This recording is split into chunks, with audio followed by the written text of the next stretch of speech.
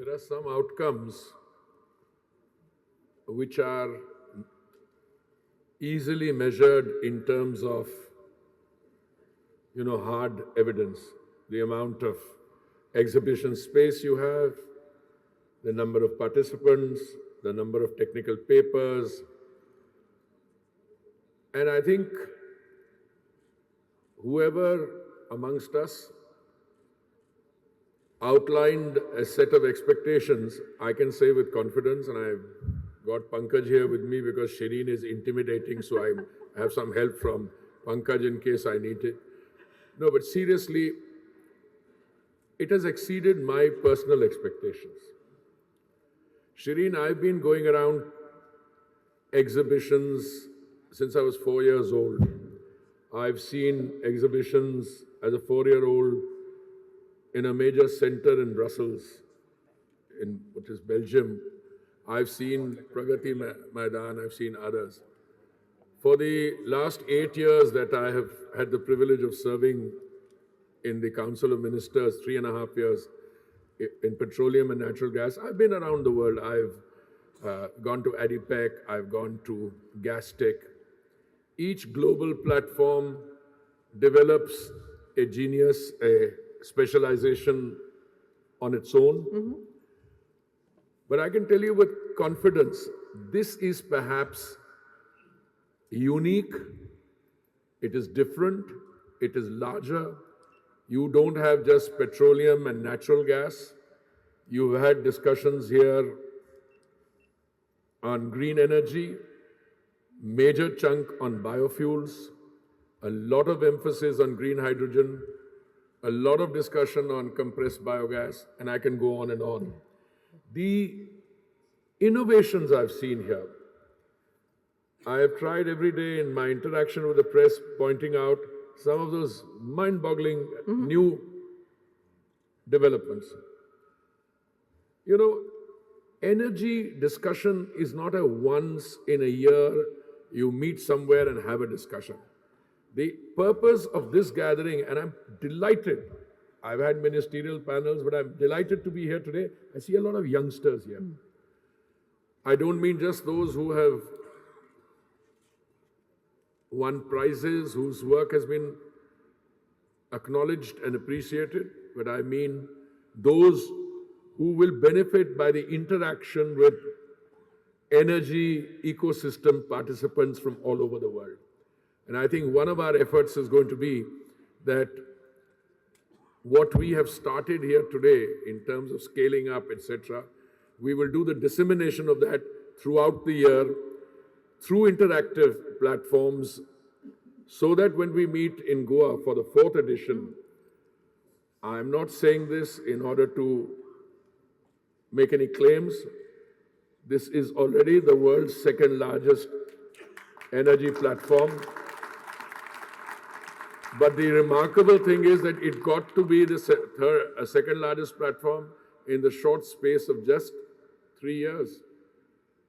Whereas the person holding the gold medal or the gold medal, he's been around for a long time. Yes. I never want to say that I want to get, but I think we draw great strength. One major difference between this platform and the others, people go to Houston because it's a gathering of a lot of people in the gas ecosystem, if I may put it that way. They go to ADIPEC also because they do great networking. But they come to this platform to actually conduct business.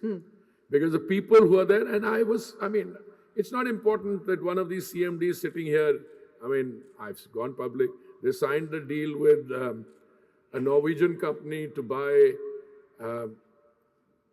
LPG at prices more competitive than what they've been getting.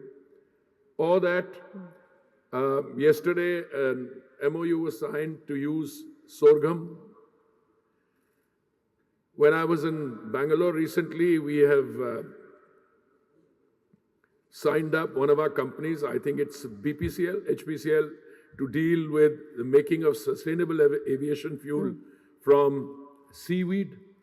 So if you look at the range of what is happening, And by the way, it's not going to be remaining in laboratories as test examples. You see the evidence of that in the commercial application. I'll just give you one example and then request Pankaj. Yesterday, I went to one of the stalls. I think it was the HPCL stall. They showed me a pretty simple, but somebody had to think of it, kit costing as little as 1,000 rupees, which can be used to on a two-wheeler or a three-wheeler in order to be able to make it fit for use of biofuels. Right. And the final comment on biofuels, and I say this because somebody asked me yesterday, a very bright academic and journalist, so by when will you have all these green hydrogen buses flying all over the roads? I said, hey, wait a minute. I became Minister for Petroleum and Natural Gas in June, July 2021. If you had asked me at that point of time, when will you really start using biofuels on a major scale, that means 10%, 20%, I would not have been so confident. We had a target of 20% biofuels usage till 2026. We've done it 6 years in advance, we got there. So my view is that the demonstrative effect of a new technology. Yesterday we had an investors meeting, our own domestic guys who, affect the market and who contribute to it. Once you get this combination of innovators, manufacturers, consumers, you look at all the flexi-fuel cars which are on this thing. I mean, these are not prototypes to come on the commercial market years later. They are here. They are being marketed. And a flex fuel car, I mean, I was very encouraged, but I said it will become very expensive. No, it's just 40,000 rupees more expensive than the other one. So, for me personally, thanks to everybody who made it so, yourself, all the others here, I draw a great deal of satisfaction, and I say that with all humility. And I think this journey which we are navigating, because India is destined to grow, if you look at the kind of resonance that the bilateral meeting in Washington had, and I was just reading the agreement this morning.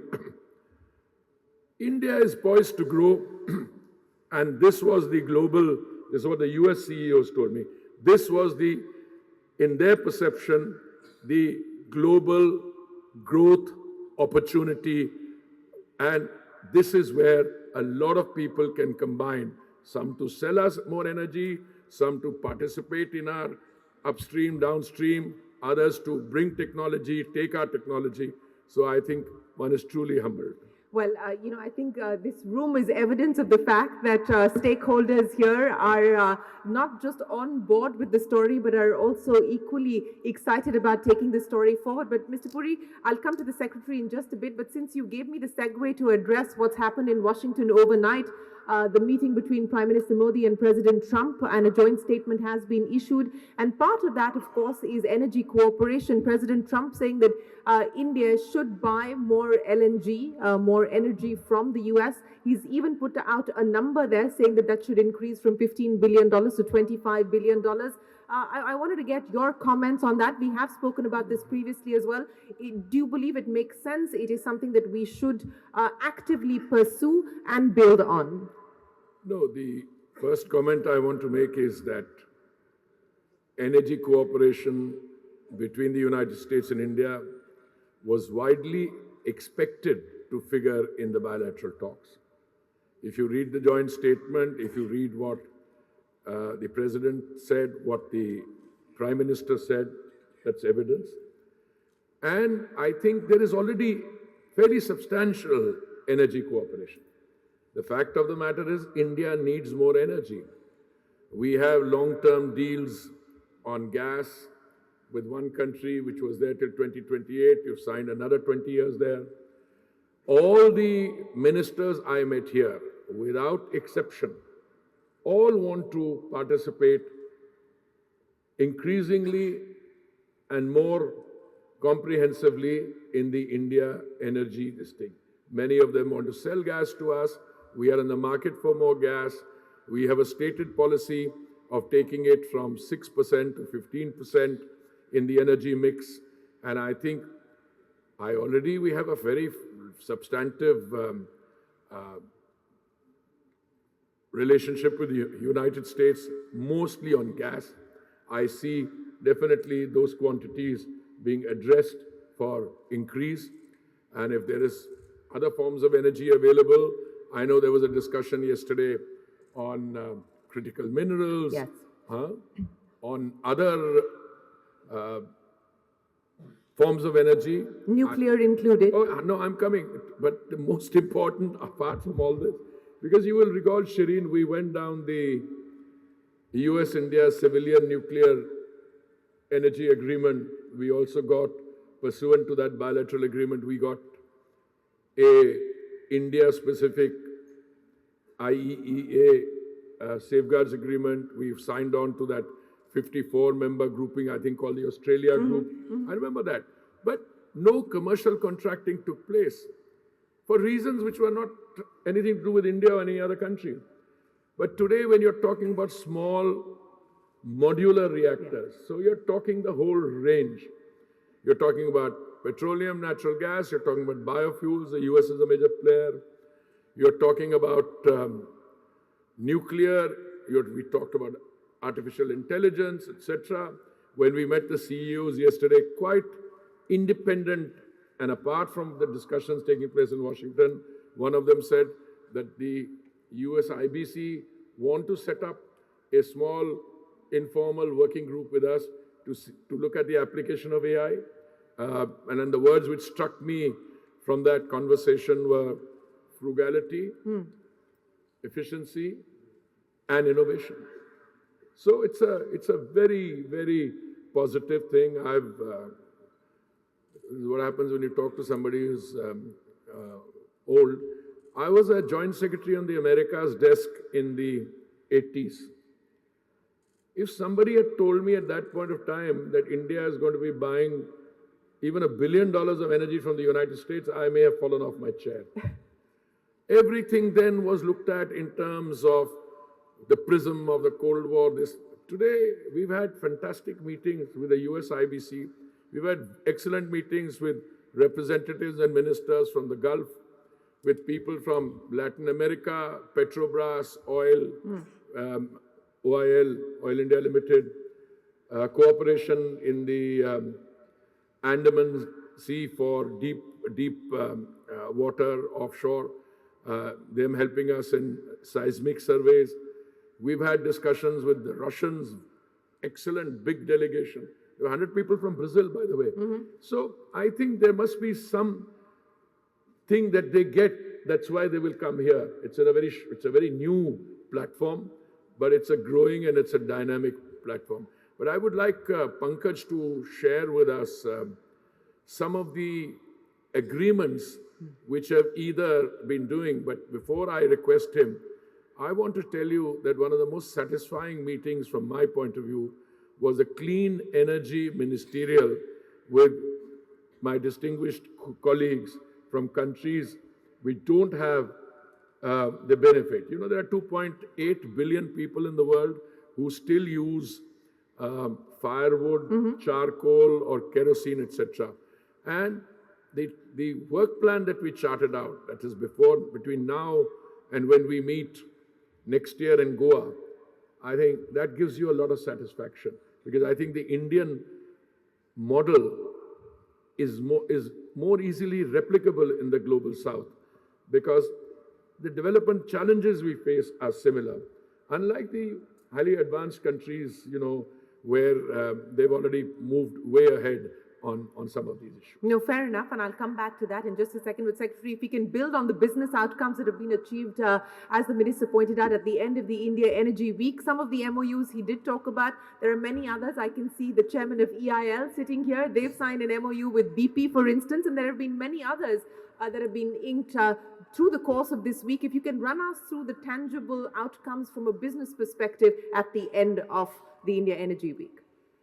So if I were to categorize them into different buckets, there are a set of agreements which have been about supply, say supply of crude, supply of LNG, supply of LPG, Now, these have happened with a variety of entities across the world, across various geographies. So, whether it is South America, it is Europe, or it is the Middle East. So, that's one set of agreements which has happened.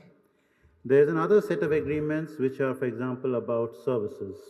So there are people who are on the software side working in refineries. Say, for instance, somebody is helping set up a digital twin of an entire refinery to see what you can do. So that is, again, very cutting edge work, absolutely on optimization, absolutely on efficiency gains. So that's the second. The third set of agreements has been on services, the kind which you mentioned, say EIL doing. There's been another bucket would be on exploration. Right. So on exploration, the fact that it's around the same time that we have launched around 10 of the OALP, the Largest offering anywhere time in the world. which meant that it's not just Indian companies. It's so big that everybody is interested, and everybody is going to sit together with somebody here, or somebody has to sit with somebody else, because we need the best of expertise in the world, and we need it yesterday. So that's the enthusiasm which you see happening all around. I want you to build on that, Minister, what we just heard there from the Secretary in terms of the interest coming in as far as exploration is concerned. You pointed out this will be the largest round that India puts on offer. What's the expectation? What are the broad timelines that we're looking at as well? First of all, the scale of this 10th round of open acreage licensing policy. If memory serves me right, the bids are over an area of 200,000 square kilometers. 200,000 square kilometers. The interest is also partly fueled by the fact that over a last few years, we have been making important changes in our own regime. It started way before I came, when we moved from production sharing agreements to revenue sharing agreements. And it culminates, or will culminate, in the new law that we have passed in the upper house.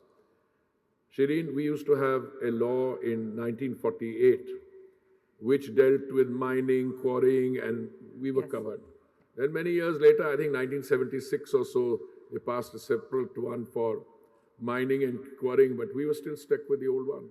But it's not just a change in the legal or the legislative framework. What is there is that these changes have been carried out after widespread consultations with all the players. Our own domestic actors, the global actors, and our mindset today, which is exemplified by the Honorable Prime Minister's approach. Look, if something more needs to be done, come and tell us. We will deal with it. And today you have a situation where, well, used to regard the public sector as a little, boring. It's like the bureaucracy, but it's all changing. Modi's India, the PSUs are very dynamic. I don't see. But why I'm telling you this is, I know one case where ONGC is bidding for some block along with BP and Reliance. Now, to me, that is a very strong message of cooperative or collaborative joining of hands. It's a one foreign partner with OIL for the Andaman says, you've got other people here. Why was this possible? Why has it become possible?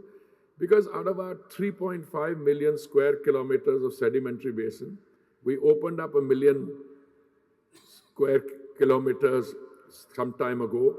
And the bids which came in for the 9th round, which was the prior to this, had 38% bids come in that area.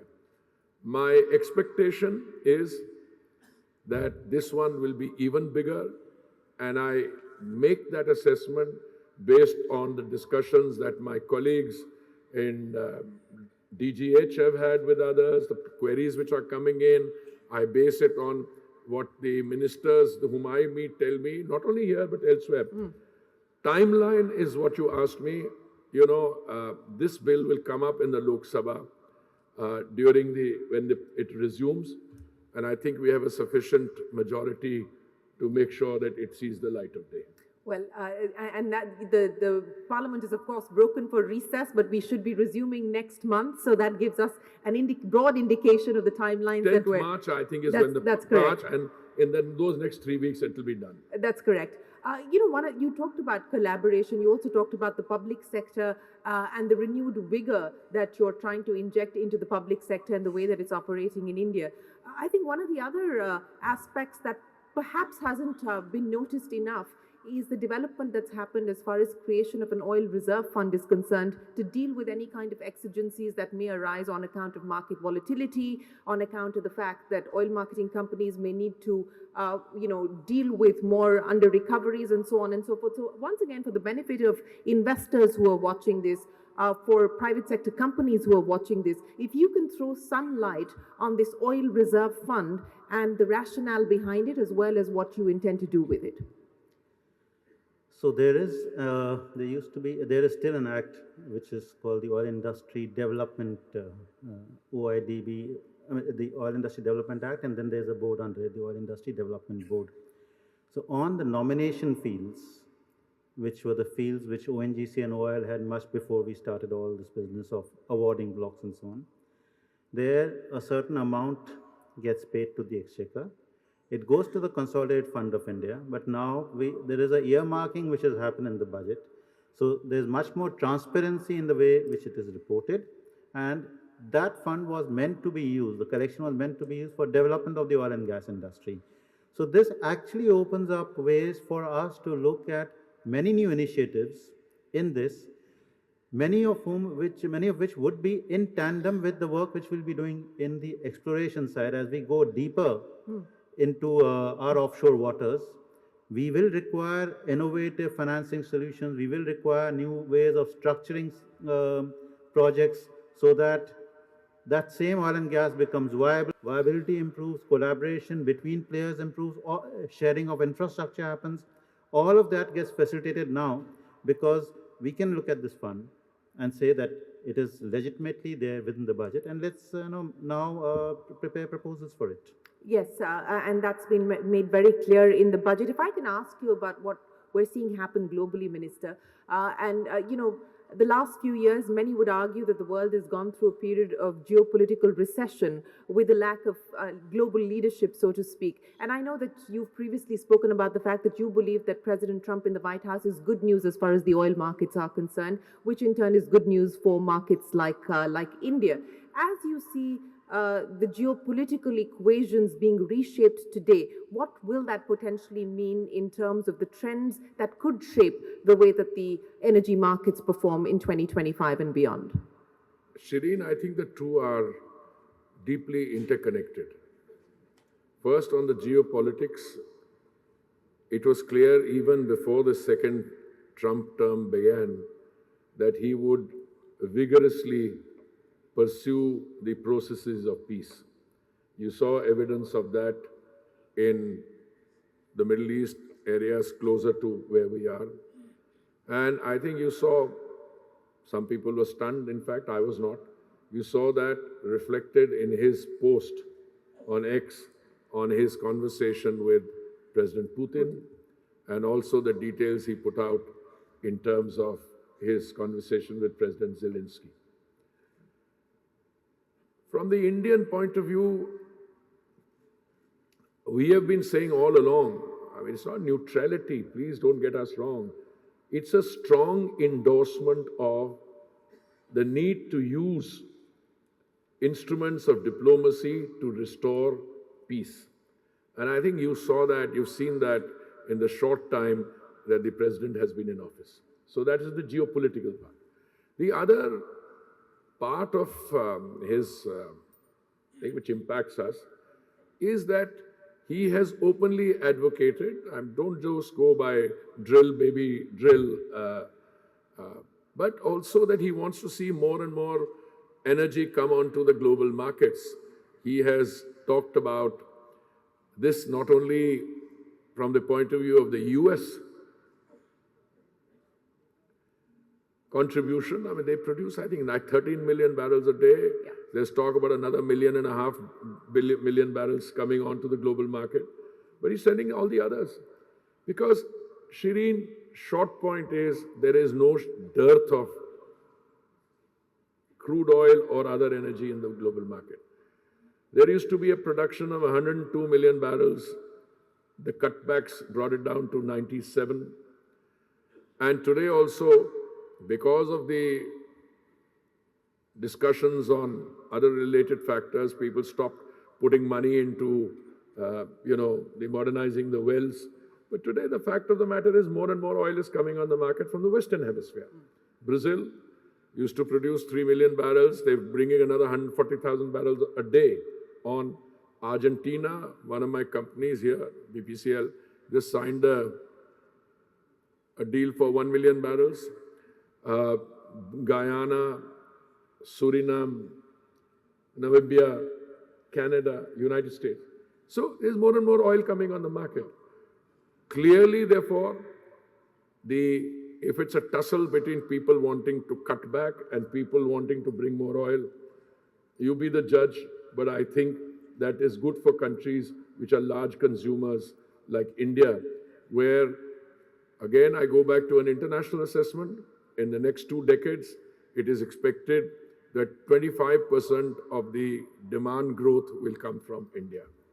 Yes, and the expectation is that with the growth that we're already seeing at this point in time and the pickup that is anticipated and expected, that demand will continue to be robust. But if I may ask you, Minister, and also for the benefit of our audience watching here in the room and also online, what is the ambition that we have in terms of using our public sector to look for strategic reserves outside of India? ONDC Videsh, for instance, OVL has had that aspiration, but is that going to be something in the new geopolitical era that you foresee as a strategic priority for India? Well, I think that's not something new. I am aware of the Indian investments in assets in Brazil. When I went there as ambassador in 2006, we didn't have much investment. Today we've got, $5 billion there. We are talking to countries in that region. We've always invested in oil assets abroad. Venezuela, we had done that. Both the public sector, the OMCs, and the private sector. We have, $16 billion of investment in Russia, or the erstwhile Soviet Union, and now the Russian Federation. One of those investments in particular, I recall Sakhalin-1.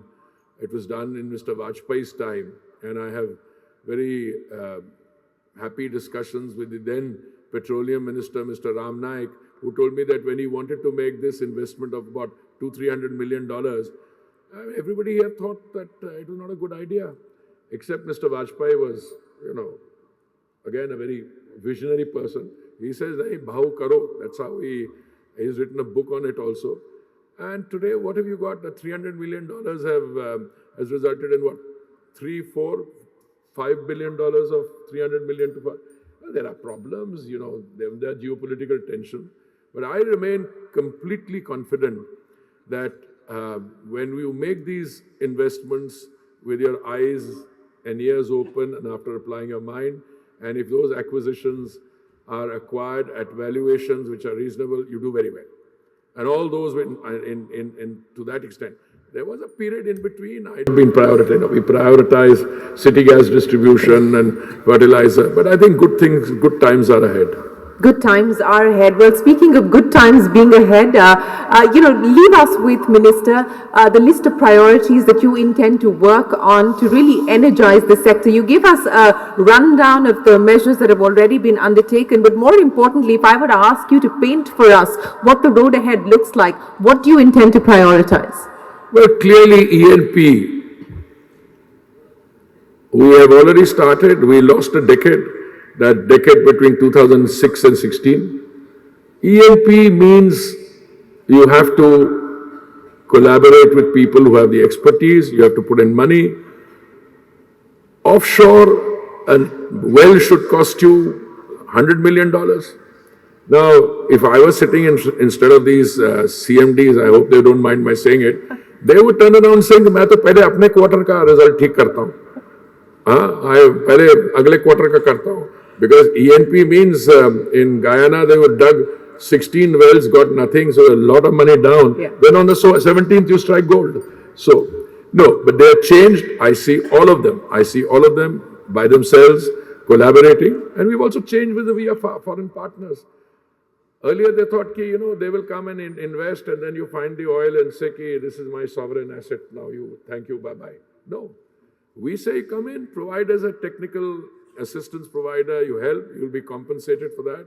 And if we strike the resource, you will have the first right of refusal. So ENP, there's a big push and it's coming right from the Prime Minister.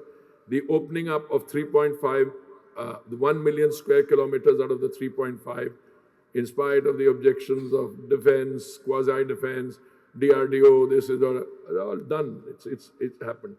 Secondly, I think the biofuel story is one of the remarkable stories. We have to start addressing, do we go beyond 20%? Everybody will say yes. To what do we go to? The Brazilian story of ethanol is what, 40 years old? They were doing 27% base blending. Today they have taken that 27 to 35. They're going gradually. Where will we go? If you look at the availability, you needed what, 1100 crore liters for 20% blending. We already, Shireen, have capacity for 1700 crore liters. We already have that capacity. I see that 1100 going to 1500 and so on. So that's again an area. But my greatest excitement is green hydrogen. Because somebody told me the other day on a panel, everybody said, petroleum and gas, you're the only one who said green hydrogen. I said, but I'm wired differently.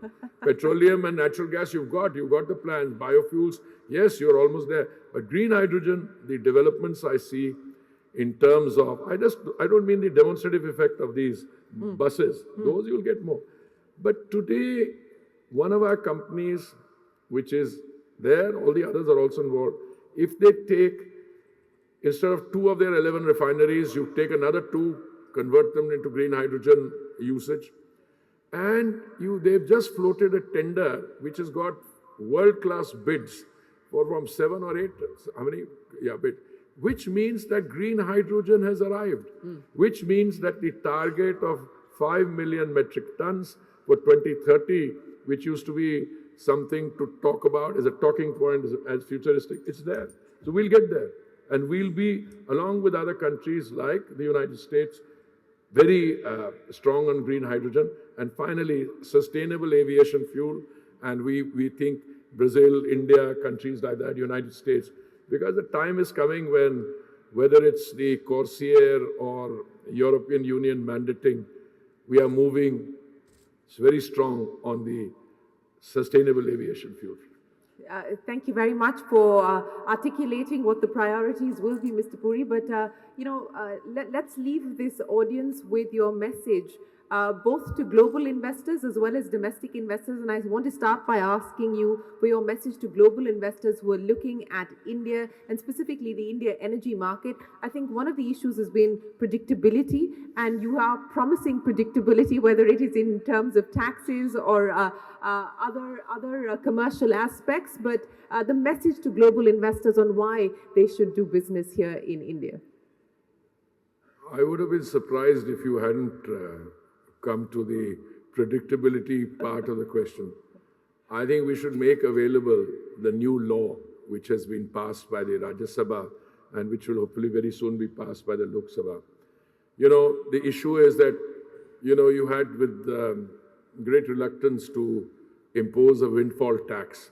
If you read the new law, that tells you it can't be done in this manner anymore. So we removed whatever little discretion we had. It was done only once, but everybody made a noise about it. I don't think any of the foreign investors, some of our own guys, including 1 or 2 of my friends sitting here, because, we are mostly importers, but some of them are also, producers and exporters. Yes. अरे क्यों additional? But it was done because of extraordinary circumstances, and it was done after the greatest of reluctance. But now you'll have a law where you can't do that. So in terms of predictability of policy, moving from a production sharing to a revenue sharing, making all the other changes which the law soon to come into effect provides, I think the predictability takes well. My message to my counterparts and through my counterparts in other countries to their economic operators is, this is not just about India. This is, periodically along comes an opportunity which is a global opportunity. And whether it is traditional energy, the Prime Minister's it's a commitment, Sankalp, India to be a developed country by 2047. I think the link between economic activity and energy use is a very well-proven equation. So we will need more and more energy as we go from a 4 to a 7 to a $10 trillion economy and beyond. We'll need more energy. I think there's a lot of business opportunity in that. There's a tremendous commitment for green transition in that. But I think the fact that you have present here today on the concluding session, friends from Italy, from the UK, from Brazil, from the Middle East, from the United States, shows that that part is acknowledged. And I think this is not just, as the Prime Minister, Honorable Prime Minister says, make in India. India is making also for the world. Many of these technologies, clean cooking, some of those cooktops, some of our other energy, there is an Indian model which is replicable outside. But I wouldn't stop there. There's a fair amount of give and take between us and the industrialized West on energy. I mean, what was signed yesterday on some of those deals, it's not just money, but it's also affects the global market. So 2025, do you feel more confident about energy security, about pricing stability, and about the energy markets in general? Well, 2025 is going to be a very important year from my personal understanding. One, this meeting is taking place at the beginning of the year when you are already, I'm not talking about it's a fact, you've already got 20% blending on, you're almost there, next figure. 20% blending on biofuels. You've broken through the hurdles on green hydrogen, pump storage you are demonstrating. The first big tender has been floated for participation. You are already putting the cobwebs of the past, you've put them away, and you're going into E&P in a big way. If you have a 200,000 square kilometer availability in the 10th round of OALP, which means it's big. So these are pointers to, 2025, which I don't think energy security during the last 10 years, any oil minister has been worried about here, because youth always thought you will get availability. Well, buy it from here. We've diversified sources. From 27, we've got to 29. One source, we didn't have any purchases. You suddenly became 34%. But we're adding, as I said, Argentina, we're adding other countries. And going forward, energy security, yes, energy security combined with affordability and transition. And on all three, I'm fingers crossed, if I could cross my toes also, but I think we're firmly on that journey.